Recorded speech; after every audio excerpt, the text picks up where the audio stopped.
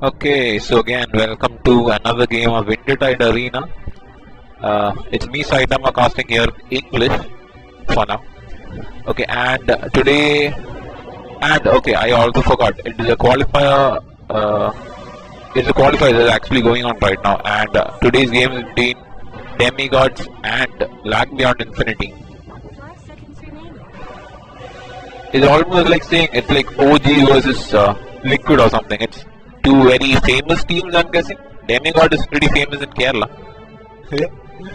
Okay, and LBI, they're not Keralites, they are from Tamil Nadu.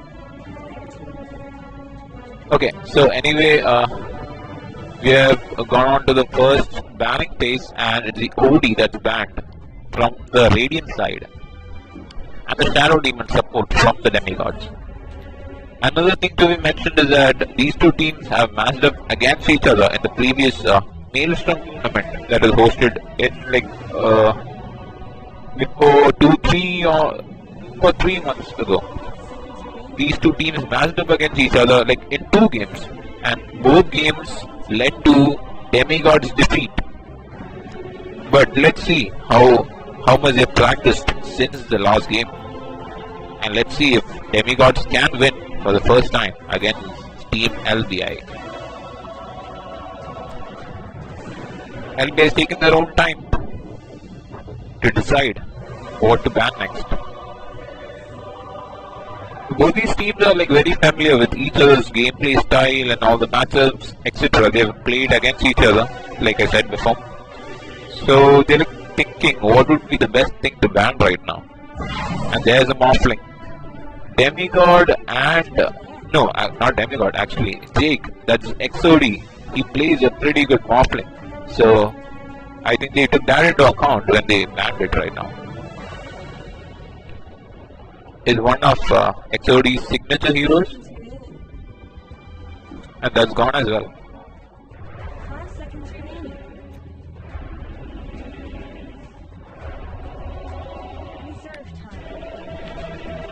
You're reading each other pretty well now. Till now, all the games, the first banning phase has been very fast. But this is the first time I've seen the first 2 bans being prioritized so much. And there's a Disruptor ban. It's actually a very good ban because almost all the games has a Disruptor, a Slardar and an Ogre Magi. So the Disruptor was banned, but the Slardar was picked up by the Radiant side. And there's the Ogre Magi. Like I told you, all the heroes are currently in the meta because Ogre, like always, is a tanky support and he can do everything. He just needs to run in, just stun, slow, and run away again or die.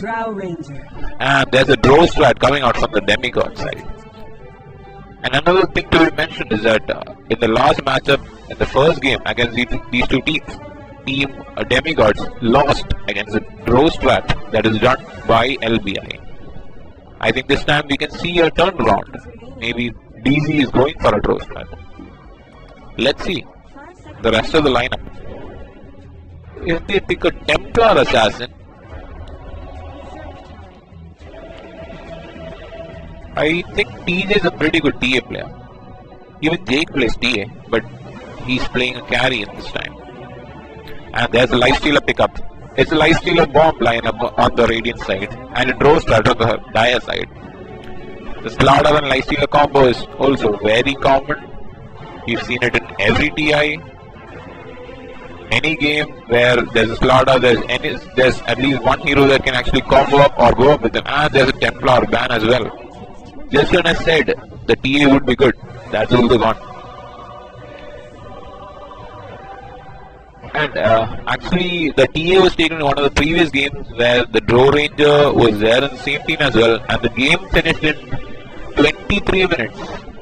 That was the time, I guess. And the Morphling was made against the TA in that game, and he couldn't even lane. And the Storm Spirit is banned. Everyone knows the Radiant side has a pretty good Storm Spirit player who plays mid. And the Invoker pickup. Oh, thank God. That's the third Invoker today.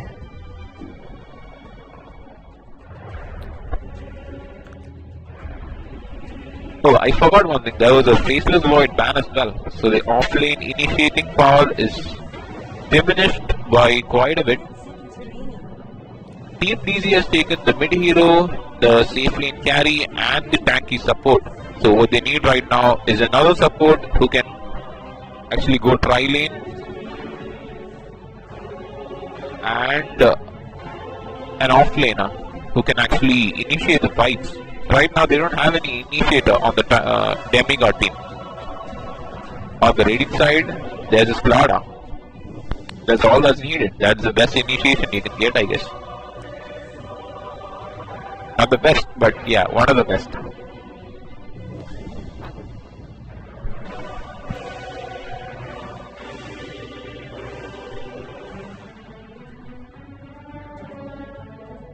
Come on, come on.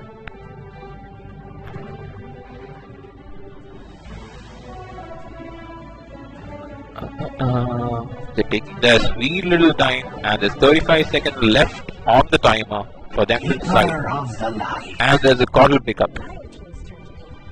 It's also a pretty good counter to any of the laning heroes because the mana leak is pretty devastating. And if he's in a lane with a lifestealer, the stun from the mana leak will be enough for the lifestealer to secure the kill. Even though I think it was a bit nerfed in this patch, and the blinding light was buffed. I think that's what happened. I'm not sure. Anyway, it will be a Coddle that will be with the lifestealer most probably. Also, the recall ability is very good. There's another thing to be mentioned from the Coddle. It's also almost like a global teleport.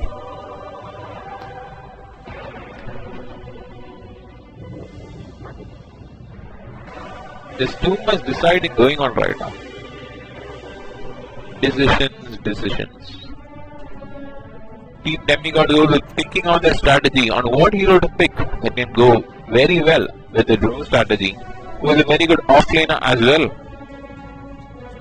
What will be picked up? Let's see. Abaddon. Okay, that is another signature hero of Z-Storm who's playing on Demigod team. He's not an Abaddon spammer, but still, he plays a pretty good Abaddon.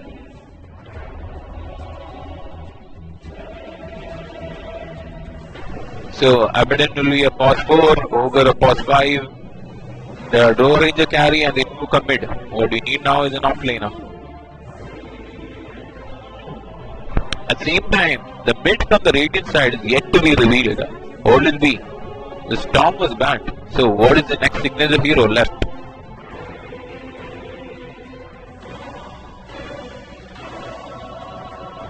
Seconds, time is ticking, guys. Go. Queen of Pain comes out. You can see it's pretty good against an Invoker. Towards the early stages, if he gets out leveled or so, it'll be good. Also, in the current patch, Invoker is a bit nerfed, you can say. So, maybe the Queen of Pain might overtake the Invoker. Because right now, taking that patch, it's like before when you leveled up any of the regions, such the Quas, Vex or the Exort, you would get bonus stats as well when you're leveling. Like when you take an Exort level, you would get bonus intelligence as well. That would increase your mana pool as well as give you extra damage because he's an int hero. But right now, it doesn't give that passive stats. So it's pretty weak in the early game, I would say. And the Queen of Pain can use that to kill Invoker, if possible.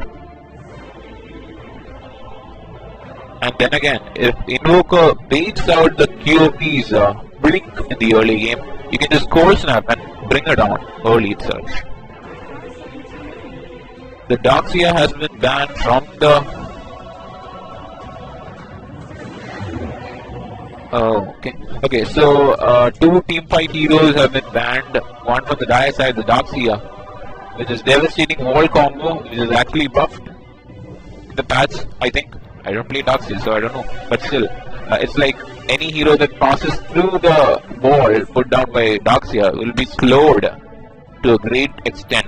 It'll almost be like working on Invoker's Ice Wall. So that's been banned out, and the Sand King from the Radiant side. They don't want that stun initiation right now. And Sand King is also a very good offlaner to play. So that offlane hero is gone as well. Okay, and there's a Centaur Warrunner. Okay, there are two heroes on the Radiant side right now whose blink is very crucial towards the team fight. The blink timers of these two heroes are gonna decide who's gonna win. Actually, not who's gonna win. Who's gonna win the first team fight? I'm sorry. Let's see. The blink is very crucial for both these heroes for the initiating power. Right now, Team Radiant has two initiators, and there's the Weaver. There's another bonus damage coming out from the Draw Ranger, and the Portal will have a hard time zoning out the Weaver right now. But then again, the Portal is a very good counter to Weaver as well, because the Mana Leak goes through the Shikuchi. Let me see if I have the camera right now. Okay, camera. Where is it?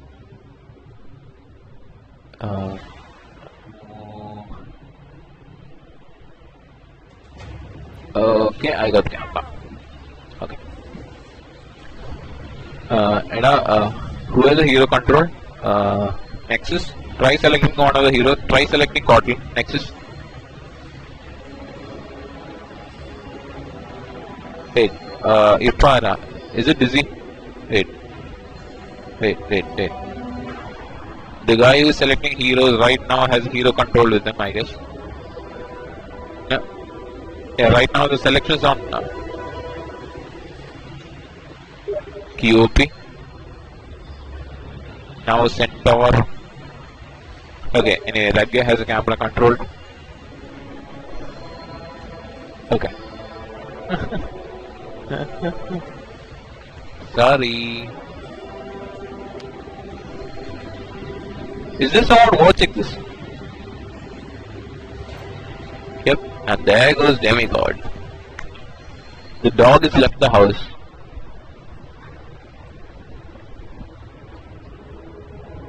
Oh, that's a pretty good invoker set. Which one is Jana? I think he lost it. Jana is the mid hero. Yep. Okay, Dana is the one playing the QP.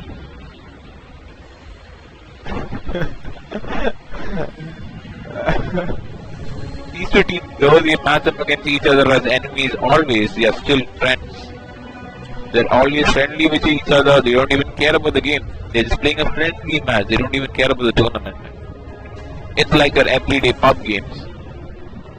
That even makes the atmosphere very good, unlike all the other rage gamers out there who just start cursing or whatever once they lose a team fight. This is the kind of attitude everyone needs, I guess. And the dog is back in the house. Hello, 6 viewers out there. Okay. That is he? Is there anyone watching this? And the dog is back. Dog has taken the two-headed dumb guy. Okay.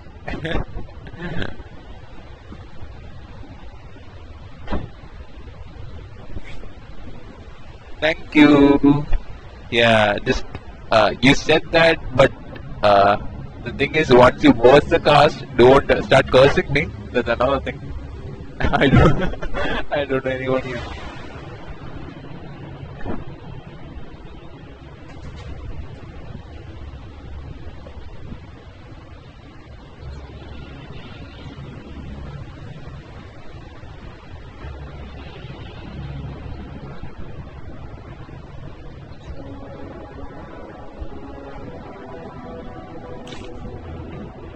Nope, work is only the hero icon is shown. But anyway, Demigod is playing. Demigod is playing the two-headed dumb guy who's gonna use his club and hit all the heroes to death. The Invoker, sexy set right there. The Weaver, that's a bloody ghost. The Bugman. Okay, I have nothing to say about that. Leave it. The Draw Ranger, Abaddon, and nope, nothing to say about anyone else. The Cordless Gandalf. Okay, that's one thing. Cordless Gandalf, there's a Fishman over here. Everyone has been picked. After the initial rune pickups, you can look at the lane matchups that's gonna come out. Huh? Okay. In all the previous games, like most of the previous games which I've casted till now, I've seen the Radiant side go for the top rune with a 5-man rotation right here, so that they can gank and kill the. Like actually, it might be a 2v5 fight if they go that way, because everyone is getting like familiar with the paths and they don't actually expect the rotations to come out like that. So it actually leads to a kill as well as a bounty rune. The last game it was a 5-man rotation to the top and it led to the first blood in the previous game. Right now we don't see anything of the sort, and it has been a free rune for all the teams, and it's 2-2 in terms of the rune. Okay, so it's a QOP versus an Invoker mid, a Draw Ranger versus Draw Ranger and Ogre versus the Slaughter and the Centaur offlane. Okay, the Weaver and the Abaddon with the Cottle and the Lifestealer. Okay, it's dual lanes in all the 3 lanes. Okay, that's the first time I'm seeing dual lanes on all the sides. Okay, so let's see.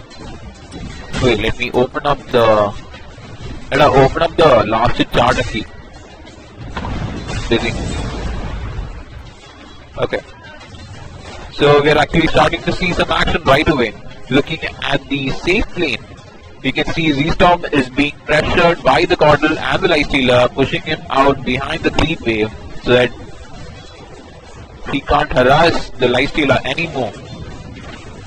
And there's an initial sentry ward put down just so that the Weaver can lane a bit longer, and the sentry ward that is put down by the Cordal has been devoted right away by the Weaver. And the first banner league that's put on the Weaver and the sentry ward placement as well. But the Abaddon comes to the rescue and puts the Abaddon shield on him. The Cordal is sitting at a pretty low health pool right now, so if the Weaver wants to dive in, he can go with the Abaddon shield, and that will lead to his death, and it's first blood! Okay, that's a pretty good move by the Weaver. The Death God also helped the Buckman to get the kill. At the same time, the mid lane, both are exchanging blows with each other. The QOP and the Invoker are matching up against each other. In terms of last hits, the Invoker is pretty much behind. He only has 2 last hits right now, whereas the QOP is sitting with a huge lead at 11 last hits. Looking at the off lane, I'm telling off lane, safe lane and mid lane with respect to Radiant, by the way. Okay, so anyway, looking at the off lane, we can see that the Slaughter has left the lane, giving the lane to the Centaur so that he can get a bit more XP while standing in the lane. But then again, the dog comes again. He's harassing the Centaur. Oh, there was another dive over there. I just missed that. And the TP rotation from the Slaughter tries to save the Lifestealer, but there's a bug on him. But it won't be enough. The Death God takes the kill by putting. Oh, that's not a kill. Okay, anyway, that kill was secured by the Abaddon by using his first kill, the Miscoil. I'm pretty sure it's called Miscoil. Okay, he used the Miscoil and secured the kill on the Lifestealer, who just escaped from the bugs that was on him. And even after all that hitting and all the trade-off from the hits, the Weaver still walks away safely.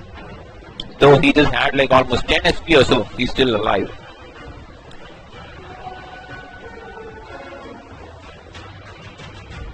All the actions taking place only in the off lane. No, only in the safe lane actually.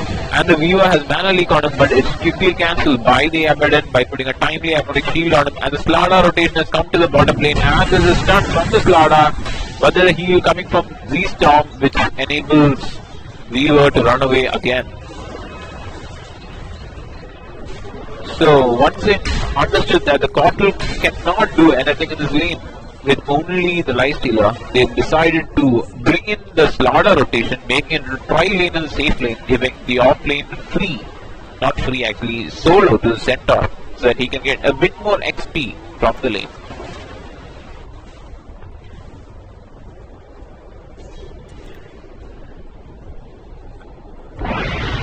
And the mid lane again, a cold snap comes on the QOP. Will that be enough to take down Dana? No, it's not. He just brings away right in front of the Invoker's eyes and back to base to regen and come back.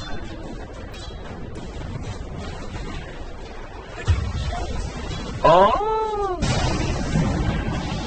Cottle tries to kill the Weaver, but it's not enough. Again, the Apathetic Shield again saves the Weaver's life. Because a mana leak, right there could have stunned the Weaver. But the Apathetic Shield actually dispelled the mana leak, making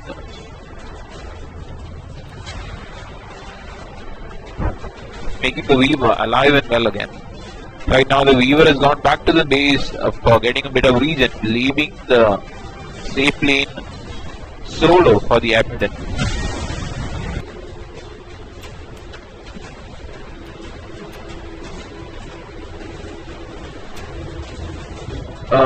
Does select Ogre. Okay, Ogre has not gone for the traditional build, he has gone for the Bloodlust maxing, so that the Draw Ranger strategy can work with a bit more efficiency. He has gone for 2 levels of Bloodlust first. At the same time, the Draw Ranger has overtaken the QFP in terms of last hits right now. It's at 33 and 9, while the QFP is at 30 and 13. The Invoker still lagging a bit behind. Not a bit actually. Kind of a lot behind right now. He's at 19 and 6. Although he's still getting a bit of XP and not a lot of denies. In the bot lane, can we see some action right now? Everyone is standing and staring at each other face to face. 3 people here and 2 people there, but still no one wants to fight. What is this? They're just waiting for someone to come in. They can't initiate on Weaver, even with a stun, because the Apathetic Shield can just dispel it right now. And the Abaddon is standing right outside the vision range and the stun range, so that he can just come in for the timely help. We saw this thing happen like almost 3 times right now. The Abaddon's Apathetic Shield and the Mist Coil saving the Weaver's life multiple times right now. And same time again, the Invoker is being pressured back, but nothing much is happening here. The QOP doesn't care. He just walks in and like it's his own house. He just walks in and comes back. He doesn't care. Is that an Invoker? Nah, it's not a problem. Yep. And there's another kill. Oh! And there's an infest on the enemy creep and it devours it. By the time the ulti by the Weaver, and there's another kill by the Storm. Oh, the Sunstrike, that just missed it. Another missed coil could have killed the Lifestealer as well. But he was just outside the range. The Fog of War denied the vision for the Abaddon to get the triple kill right there. It's actually very good gaming by Z-Storm. He just stands right outside the vision range of the enemy team and he comes in at the right moment by casting the Apathetic Shield, dispelling any of the stuns or the spells that's cast on the Weaver and then KSing and going back. It's not KSing actually, it's kill securing. Meanwhile, we haven't seen the dog rotate anywhere. He's still standing there with Jake. Oh. Oh god, I missed another one. Damn it. Yep, the death god strikes again and he goes to the QOP and that's the kill and the ulti has been taught by the Forbidden. And the dog is rotated right in and he's come up, everyone has gone back. Yep. And there's another kill by the viewer. The lifestealer was standing right over there giving vision. He was hitting on the enemy creep itself and that gave enough vision for the viewer to take the kill on the lifestealer right now. What you're seeing right now is a one-sided massacre where the score is 0-10 and the Draw Ranger still doesn't even need to rotate. He just takes his tower and farms right away. Take a look at the net worth chart right now. It's 10 minutes and now it's time to switch to the net worth chart. Draw Ranger sitting in a massive lead at 3.6k and comparatively looking at the Radiant side, the mid laner QOP is sitting at 3.3k. There's a very big difference right now. There are 1.5k difference between the goals of two teams. And also there's another thing. The first tower has fallen. Before 10 minutes there's the first tower that's fallen and it's fallen from the Radiant side. The Draw Ranger without even rotating into any lane just stuck with his goal and wanted to take a tower when his team was pressuring the other lane. See, we see Z-Storm again standing right outside the mission range waiting to jump in when an opportunity arises. Nope, the dog goes back up top. Dog doesn't want any piece of this. And there's the Aptic Shield cast again.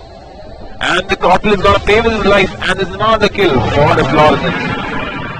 And the center ulti is cast, hoping to catch someone in the backlines. Nope, they can't catch anyone. The viewer, Shikoshi is off cooldown right now. And there's another blind. Oh, that Sunstrike missed right there. The Z-Storm has his ulti up, so he goes in fearlessly into the enemy lines and does nothing. And there's another kill by the viewer. He just dives in, he doesn't care. But Z-Storm just gave up first blood for the Radiant side. That's got to boost some confidence in them, though the score is 112 right now. And another thing, you're not noticing Draw Ranger right here. He's just sitting at the top. No one even wants to defend it. Actually, no one can defend it because everyone just TP'd bot and they'll have to run back to the top lane if they want to stop this drone from pushing. Draw Ranger with the Ogre Magi, a very terrifying combo right now. The Bloodlust, I think it's getting maxed. Did I select Ogre? See if the Bloodlust is maxed. Yep, it's almost maxed. He is going for the push stride. He doesn't care about the stun. He doesn't care about the slow. Oh, that is a good Sunstrike by TJ. It's a good prediction from TJ as well. He's just waiting for the Lifestealer to hit and then move back. At the right time, the Sunstrike was cast and the Lifestealer fell for it. And it's going to be a cordial kill as well. And there goes another death. It's 114 right now. I think this proves that DZ has come back from all the previous failures with the team LBI. They have come back from all the defeats and right now they are leading in terms of everything. Even the laning phase, even the network, even the last hit, everything is being led by Team DZ.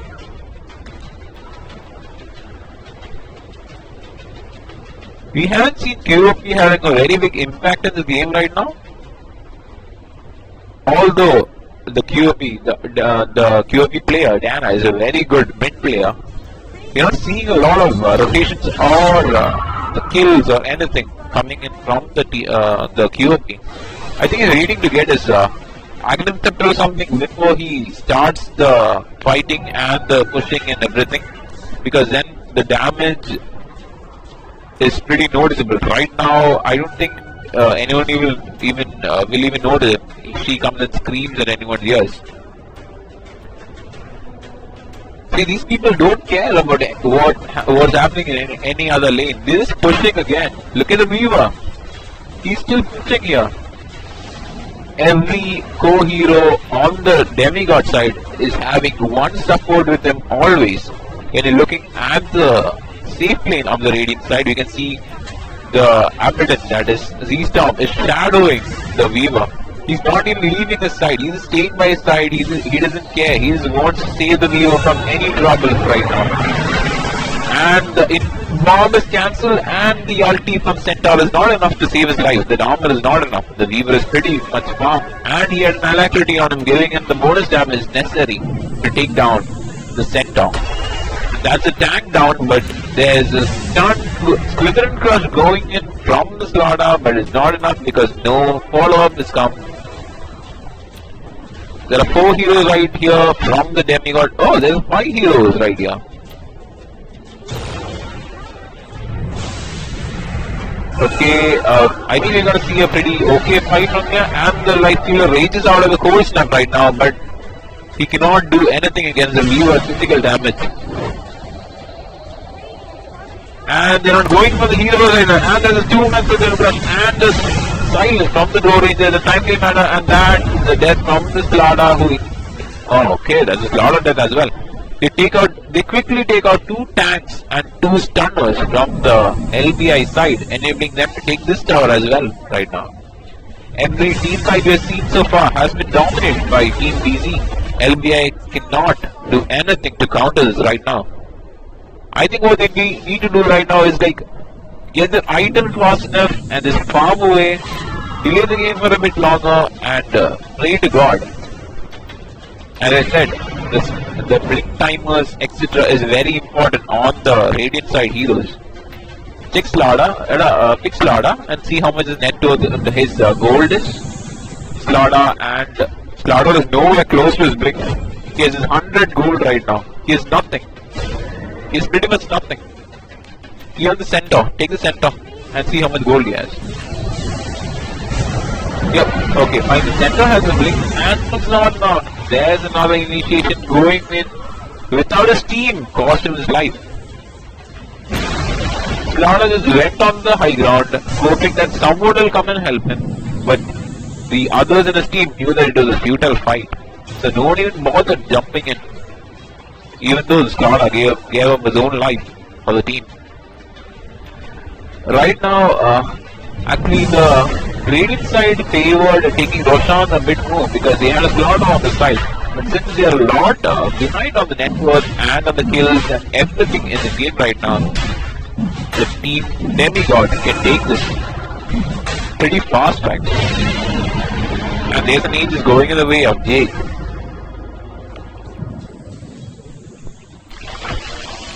The dog is still here. He just wants to give the bloodlust to everyone possible. Okay, so once they take this T2 down as well, the sanctuaries can be broken down, giving a bit more gold to everyone in the team. I think it's 150 per person. And there's a bloodlust on the entire team right now. It's a machine gun team. The Centaur hasn't skilled anything on his skill tree, by the way. He doesn't know what to take, I guess. There's a mana regen and damage. There's no use of mana when you can't even survive a fight. And there's no use of damage because you can't even get close to the heroes. And there goes the first sanctuary. And the second one is waiting there in the bottom lane for them to take it. Okay, they go for the high ground push right now. The Drow has the Aegis, so they can push it. Also, the every ultis are pulled down. And the same comes they're smoking in the high ground, waiting for them to push in. But the Centaur has given the vision to the Weaver and the light to the bomb, and it brings down the Weaver fast enough before he can cast an ulti. But the QFP gives up his life.